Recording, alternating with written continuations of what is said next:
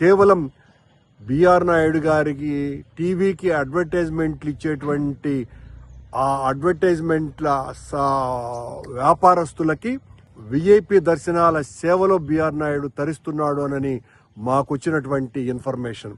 BR Naidu అనేటువంటి వ్యక్తి ఇస్తున్నటువంటి దర్శనాలు బయటికి రావాలా?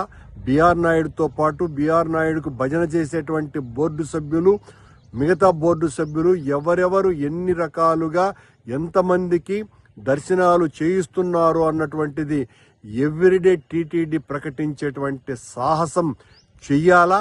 ఆ రోజునే అసలు వీళ్ళు సరిగ్గా ప్రవర్తిస్తున్నారా లేదా అన్నటువంటి విషయం మరోవైపున తెలుస్తుంది. భక్తుల గోడును పట్టించుకోవటం పూర్తిగా మానివేశారు. ఆలయాల పరిరక్షణ గురించి పట్టించుకోవటం మరో రకంగా పూర్తిగా నిర్లక్ష్యం చేసినారు.